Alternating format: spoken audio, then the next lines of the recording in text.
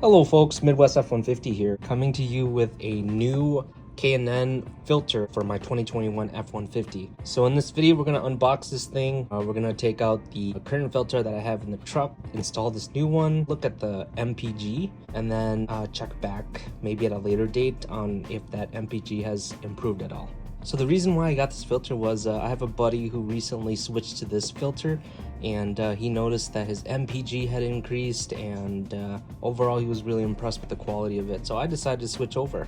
As I go through this video, put your thoughts in the comments section and let me know if you'd use this filter. All right, with that said, let's go ahead and cut into it.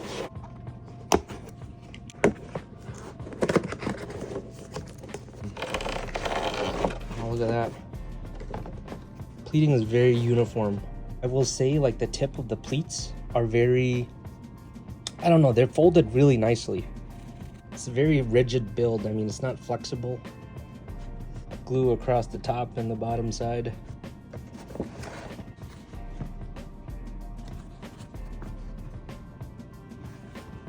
All right, we'll go ahead and install it in the truck. So for context, I have the Purelator 1 inside this F-150 right now, so we're gonna go ahead and take that out. I believe the last time I replaced this was about 2,000 miles ago. Look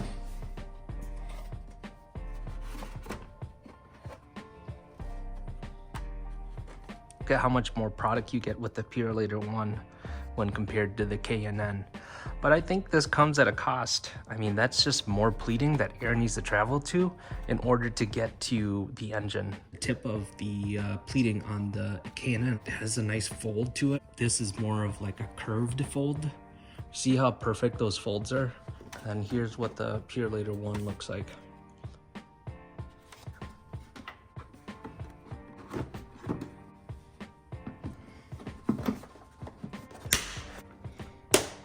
My current MPG is 18.3 miles per gallon. What I'm gonna do next is drive around in this and see if I can notice anything different. I mean, it's not the most scientific approach, but I'll just drive around and then call out any observations. All right, folks, I'm just backing out of the driveway now. And one thing that I noticed right away is the engine seems to be idling just slightly smoother.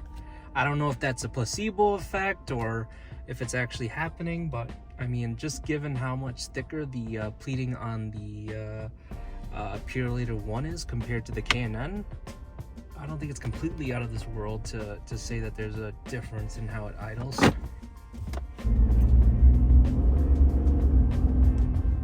Okay, I guess the throttle is slightly more responsive, just very slightly. So once I get back home, what I'm gonna do is I'm just gonna reset the MPG, and then let's say in 2,000 miles, we'll take a look at this again and see if that changes at all. I know that there's a lot of factors, right, that impact MPG, but let's see what we find, you know? If you enjoyed this video, please like and subscribe. If you're watching one of my videos for the first time, consider checking out my other videos on my channel. You'll find videos of me opening up oil filters, videos about how I'm getting my truck to 500,000 miles, product reviews, among other things. Please check it out.